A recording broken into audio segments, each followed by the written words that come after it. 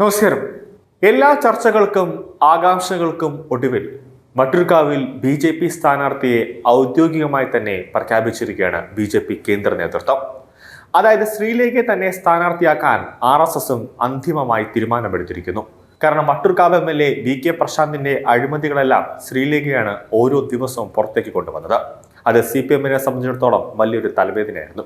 കൂടാതെ ചുരുങ്ങിയ മാസങ്ങൾ കൊണ്ട് തന്നെ ശ്രീലേഖ വലിയ രീതിയിൽ തന്നെ ജനങ്ങളുടെ മനസ്സിൽ ഒരു മികച്ച രാഷ്ട്രീയ നേതാവായി മാറുകയും ചെയ്തു എന്നതുകൊണ്ട് തന്നെ ശ്രീലേഖയെ സ്ഥാനാർത്ഥിയാക്കാനാണ് ഇപ്പോൾ ബി.ജെ.പി. തീരുമാനിച്ചിട്ടുള്ളത്.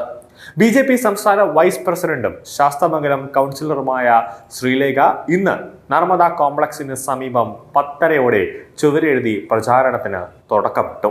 എന്നാൽ കേരളത്തിലെ സ്ഥാനാർത്ഥി പ്രഖ്യാപനം പൂർണ്ണമായി ഉണ്ടായിട്ടില്ല.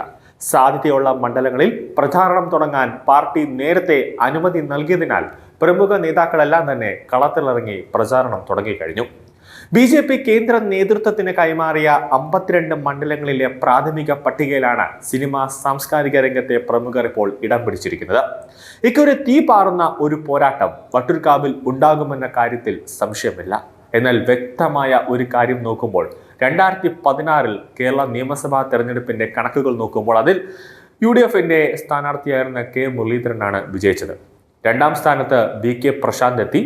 3ാമത് ബി.ജെ.പി. വന്നു. എന്നാൽ 2019 നടന്ന വട്ടിയൂർക്കാവിൽ നടന്ന ഉപതെരഞ്ഞെടുപ്പിൽ അത് പരിശോധിക്കുമ്പോൾ കോൺഗ്രസിനെ വരെ ഞെട്ടിച്ചുകൊണ്ട് ഒരു നിർണായകമായ ഒരു നീക്കം ബി.ജെ.പി. അവിടെ നടത്തി. അതായത് 2019 ഉപതെരഞ്ഞെടുപ്പിൽ കെ മുരളീധരൻ ലോക്സഭയിലേക്ക് മത്സരിക്കാൻ MLA സ്ഥാനം രാജിവെച്ചതിനാൽ വട്ടിയൂർക്കാവിൽ ഒരു ഉപതെരഞ്ഞെടുപ്പ് വന്നു.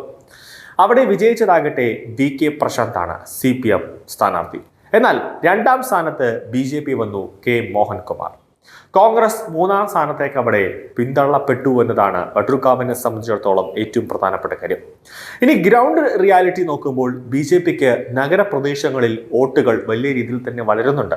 പ്രത്യേകിച്ച് ആർ ശ്രീലേഖയെ പോലുള്ള ഒരു പ്രമുഖ സ്ഥാനാർത്ഥി വന്നതുകൊണ്ട് തന്നെ ബി.ജെ.പിക്ക് അതൊരു വലിയ നേട്ടവും കൂടിയാണ്. വട്ടിയൂർക്കാവ് തിരുവനന്തപുരം നഗരത്തിനോട് ചേർന്ന ഒരു മണ്ഡലമായതിനാൽ സർക്കാർ ജീവനക്കാർ, അതോടൊപ്പം തന്നെ റിട്ടയർഡ് ഉദ്യോഗസ്ഥർ, കൂടാതെ IT പ്രൊഫഷണൽ, ഉന്നത മേഖലയിൽ വർക്ക് ചെയ്യുന്ന ജീവനക്കാർ ഉൾപ്പെടെ വലിയ രീതിയിലുള്ള വോട്ടുകളുടെ ഒരു സ്വാധീനം ബി.ജെ.പിക്ക് ഉണ്ട്. കൂടാതെ നായർ സമൂഹ വോട്ടുകളും ബി.ജെ.പിക്ക് നേട്ടമാണ്.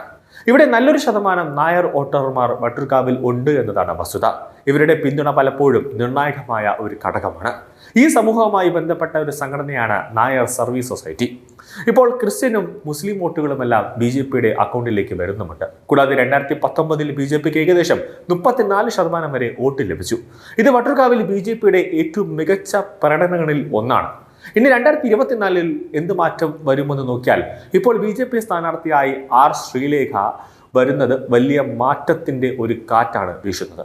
കാരണം ശക്തമായ വ്യക്തിപരമായ ഇമേജുള്ള ഒരു വ്യക്തിയാണ് ആർ ശ്രീലേഖ. നഗര മധ്യവർഗത്തിൽ എല്ലാവർക്കും പരിചിതമായ ഒരു മുഖം കൂടിയാണ്. തിരുവനന്തപുരം നഗരത്തിൽ ബി.ജെ.പിക്ക് വോട്ട് സ്ഥിരമായി തന്നെ ഉയരുന്നുണ്ട്. കൂടാതെ മറ്റ് രാഷ്ട്രീയ പാർട്ടികളും ഇപ്പോൾ ശ്രീലേഖ ശാസ്തമംഗലം വാർഡിലെ കൗൺസിലറാണ്. അതോടൊപ്പം തന്നെ മറ്റ് വാർഡുകളിലടക്കം ഇപ്പോൾ CPM ഭരിക്കുന്ന വാർഡുകളിലും കോൺഗ്രസ് ഭരിക്കുന്ന വാർഡുകളിലടക്കം അവർക്ക് എന്തെങ്കിലും ഒരു ആവശ്യം, അതായത് ആ കൗൺസിലറുമായി ബന്ധപ്പെട്ട് കാര്യങ്ങൾക്ക് അവർക്കൊരു അനുകൂലമായ ഒരു കാര്യം നേടാതെ വരുമ്പോൾ അവർ നേരെ തൊട്ടടുത്തുള്ള ശാസ്തമംഗലമുള്ള വാർഡ് കൗൺസിലർ ശ്രീലേഖയ്ക്ക് സമീപിക്കാറുണ്ട്. അങ്ങനെ ശ്രീലേഖ അവർക്ക് പരോക്ഷമായി തന്നെ ഓരോ സഹായങ്ങൾ ചെയ്തു കൊടുക്കാറുണ്ട്. സ്വന്തമായി തന്നെ കയ്യിൽ നിന്ന് പൈസ ചെലവാക്കി സഹായങ്ങൾ ചെയ്തു കൊടുക്കാറുണ്ട്. ഇനിയിപ്പോൾ അത് മേയറുടെ അടുത്തേക്ക് ശ്രദ്ധയിൽപ്പെടുത്തേണ്ട കാര്യമാണെങ്കിൽ ശ്രീലേഖ തന്നെ ഡയറക്റ്റായിട്ട് ശ്രദ്ധയിൽപ്പെടുത്തുന്നുണ്ട്. അപ്പോൾ വലിയ രീതിയിലുള്ള ഒരു ജനസമ്മതം അല്ലെങ്കിൽ വലിയ രീതിയിൽ ജനങ്ങളുടെ മനസ്സിൽ ചുരുങ്ങിയ കാലം കൊണ്ട് തന്നെ ശ്രീലേഖയ്ക്ക് ഇടം നേടാൻ സാധിച്ചു എന്നതാണ് RSSന് ലഭിച്ച ഒരു റിപ്പോർട്ട്. അതുകൊണ്ടാണ് ശ്രീലേഖയെ തന്നെ അവിടെ വട്ടിയൂർക്കാവിൽ സ്ഥാനാർത്ഥിയാക്കിയാൽ മതി എന്നൊരു നീക്കം ഇപ്പോൾ RSSും എടുത്തിരിക്കുന്നത്.